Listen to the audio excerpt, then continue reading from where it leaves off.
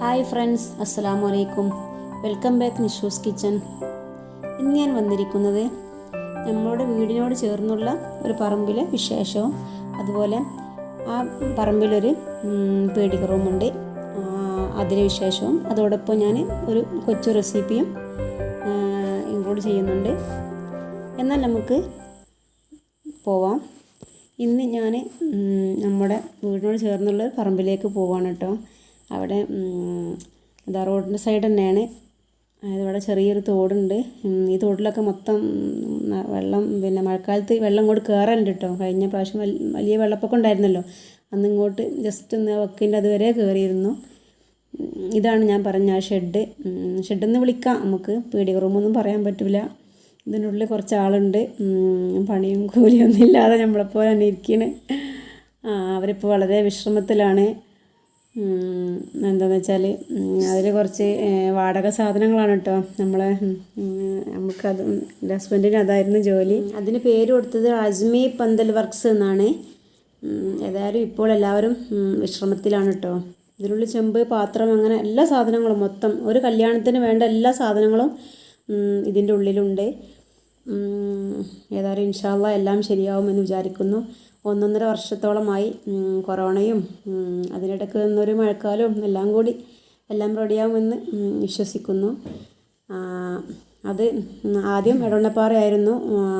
എടവണ്ണപ്പാറക്കടുത്ത് പണിക്കപ്രായ എന്ന സ്ഥലത്തായിരുന്നു. ഇപ്പോൾ അത് ഇങ്ങോട്ട് ഞങ്ങളെ സ്ഥലത്തേക്ക് തന്നെ മാറ്റിയതാണ്. അതിനോട് ചേർന്ന് ഒരു വാഴത്തോട്ടമാണുള്ളത്. അവിടെ മൊത്തം വാഴയാണ്. നമ്മുടെ വീട്ടിലേക്ക് ആവശ്യമായ പഴം നമുക്ക് ഇടയ്ക്കിടെ ഇവിടുന്ന് കിട്ടാറുണ്ട് കേട്ടോ.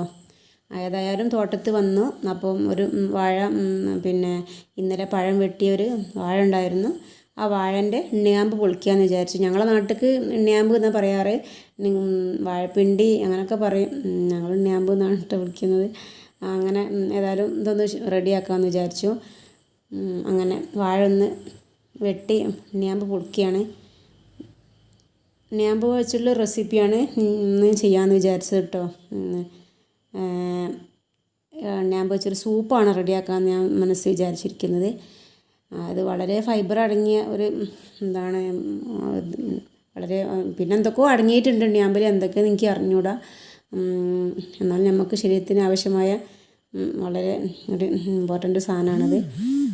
എന്നായാലും ഞാൻ നന്നായിട്ടൊന്ന് പൊളിച്ചെടുക്കുന്നുണ്ട്. പെട്ടെന്ന് കഴിയും. നമ്മൾ പൊളിക്കാൻ സിമ്പിളാണ്. അങ്ങനെ ഒരുവിധം ഞാനത് പൊളിച്ചെടുത്തിട്ടുണ്ട്. ഇത് ഉപ്പേരിയായിട്ട് നമ്മൾ മുളകും കടുകും പൊട്ടിച്ചിട്ട് അങ്ങനെ ഉപ്പേരി ഉണ്ടാക്കും. അതുപോലെ തന്നെ ഇത് തേങ്ങ ചതച്ചിട്ടിട്ട് അങ്ങനെ ഞങ്ങൾ ഉപ്പേരി ഉണ്ടാക്കിയെടുക്കാറുണ്ട് കേട്ടോ. ഇന്ന് ഞാൻ വിചാരിച്ചത് ഇതുകൊണ്ടൊരു സൂപ്പ് ചെയ്യാമെന്ന് കരുതി. അങ്ങനെ ആകുമ്പോൾ കുട്ടികൾക്കൊക്കെ കുടിക്കാമല്ലോ. ഉപ്പേരിയൊക്കെ ആകുമ്പോൾ അവർക്ക് കഴിക്കാനൊക്കെ മടിയാണ്. ഇങ്ങനെ ആകുമ്പോൾ മുമ്പൊരിക്കൽ ഉണ്ടാക്കിയിരുന്നു. അപ്പോൾ അവർക്കൊക്കെ ഇഷ്ടമായിരുന്നു. അപ്പോൾ അതൊന്ന് നിങ്ങളെ ഒന്ന് പരിചയപ്പെടുത്താമെന്ന് കരുതിയാണ് ഞാനിത് ഉണ്ടാക്കാമെന്ന് വിചാരിച്ചത് കേട്ടോ. അങ്ങനെ ഞാൻ വാഴ ഒരുവിധമൊക്കെ പൊളിച്ച് റെഡിയാക്കി എടുത്തിട്ടുണ്ട്. ഇതിൻ്റെ കറ നമുക്ക് ഡ്രസ്സിലായാൽ പോകില്ല. അതൊക്കെ നല്ലോണം ശ്രദ്ധിക്കണേ. നല്ല കറയാണ് ഇതിന്. അങ്ങനെ വാഴയൊക്കെ പൊടിച്ച് ഞാൻ വീട്ടിലെത്തി ശേഷം ഞാനത് അരിയാൻ വേണ്ടി പാത്രമൊക്കെ എടുത്ത് നന്നായിട്ടൊന്ന് അരിഞ്ഞ് റെഡിയാക്കിയിട്ടുണ്ട്. വലിയ പീസായാലും കുഴപ്പമില്ല, കാരണം ഇത് കുക്കറിൽ വേവിച്ചിട്ട് നമ്മളിത് അടിച്ചെടുക്കാനുള്ളതാണ്. അപ്പോൾ ഇനി വലിയ പീസായാലും കുഴപ്പമില്ല. നമുക്ക് കഴിയുന്ന രീതിയിൽ നമുക്കിത് മുറിച്ചെടുക്കാം.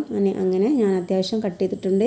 അങ്ങനെ ഇതിലേക്ക് ഞാൻ ഒരു 4 അല്ലി വെളുത്തുള്ളിയും അതുപോലെ ഒരു സവാള, അതുപോലെ 1 ടീസ്പൂൺ നിറയെ കുരുമുളകും, ആവശ്യത്തിന് ഉപ്പും ഇട്ടിട്ട് ഞാനിത് വേവിക്കാൻ വേണ്ടി വെക്കുകയാണ്. 1 ഗ്ലാസ് വെള്ളം ഒഴിക്കുന്നുണ്ടുള്ളൂ, അത്രയും മതി. എന്നിട്ട് നന്നായി വേവിച്ചെടുക്കാം. അങ്ങനെ ഞാനിത് 1 വിസിൽ വരുന്നവരെ വെയിറ്റ് ചെയ്തു. നന്നായി വേവിച്ചെടുത്തിട്ടുണ്ട്. ശേഷം ഇത് ചൂടാറിയതിന് ശേഷം ഞാൻ ഒരു മിക്സിയുടെ ജാറിലേക്ക് മാറ്റുകയാണ്. എന്നിട്ട് നമുക്കിത് നന്നായി അടിച്ചെടുക്കണം. ഇതിൻ്റെ വെള്ളമാണ് നമുക്ക് ആവശ്യം. നന്നായി അടിച്ചെടുത്തിട്ടുണ്ട്. ശേഷം നമുക്കിതൊരു അരിപ്പയിലോട്ട് നന്നായി അരിച്ചെടുക്കാം. അധികം വെള്ളം ഒഴിക്കൊന്നും വേണ്ട, ഈ വെള്ളം മാത്രം മതി. നന്നായി ഞാനിത് അരിച്ചെടുത്തിട്ടുണ്ട്. ഇതിലേക്ക് ഞാൻ 1 ടീസ്പൂൺ കുരുമുളക് പൊടിയും ഒരു നുള്ളു ഉപ്പും കൂടി വീണ്ടും ചേർക്കുന്നുണ്ട് കേട്ടോ. അത് വേണ്ടെങ്കിൽ നിങ്ങൾക്ക് സ്കിപ്പ് ചെയ്യാം. ഞാൻ എരിവ് കുറച്ച് ഉണ്ടായിക്കോട്ടെ എന്ന് കരുതി വീണ്ടും ഇട്ടതാണ്. കൂടാതെ 1 ടീസ്പൂൺ കോൺഫ്ലവർ ആണ്, അതുകൂടി കലക്കി ഇതിലേക്ക് ചേർക്കുന്നുണ്ട്. അത് കുറച്ച് കട്ടി കിട്ടാൻ വേണ്ടി മാത്രമാണ് കേട്ടോ അങ്ങനെ ചെയ്തത്. അങ്ങനെ ഇത് നന്നായി നമുക്ക് തിളപ്പിച്ചെടുക്കാം. സൂപ്പിലേക്ക് ഞാൻ 2 വെളുത്തുള്ളി ചതച്ചത് കൂടി ഇട്ട് കൊടുത്തിട്ടുണ്ട് കേട്ടോ. അങ്ങനെ തിളച്ചതിന് ശേഷം നമുക്ക് മാറ്റി വെക്കാം.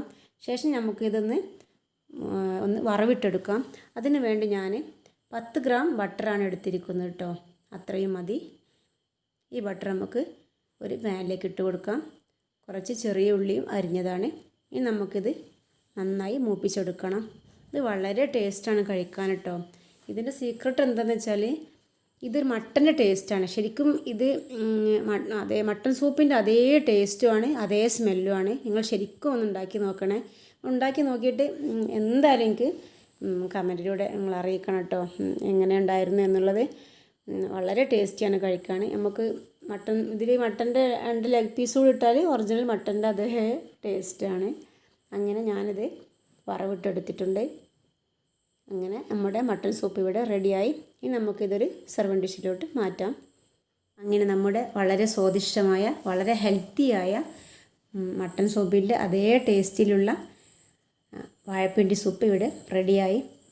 എല്ലാവരും ഉണ്ടാക്കി നോക്കണം. കൂടാതെ എൻ്റെ ചാനൽ സബ്സ്ക്രൈബ് ചെയ്യാനും തൊട്ടടുത്തുള്ള ബെല്ലൈക്കൺ കൂടി അമർത്തി എന്നെ സപ്പോർട്ട് ചെയ്യാൻ നിങ്ങൾ മറക്കരുത്. ഇതിന് മുകളിൽ ഞാൻ കുറച്ച് മല്ലിയില വിതറി കൊടുത്തിട്ടുണ്ട്. നിങ്ങൾക്കിനി നിങ്ങളുടെ കയ്യിൽ സെലറി ഉണ്ടെങ്കിൽ അത് കട്ട് ചെയ്തിട്ട് കൊടുത്താലും മതി. ഇനി മറ്റൊരു വീഡിയോയുമായി ഇൻഷാ അല്ലാഹ് വീണ്ടും കാണാം. അസ്സലാമു അലൈക്കും.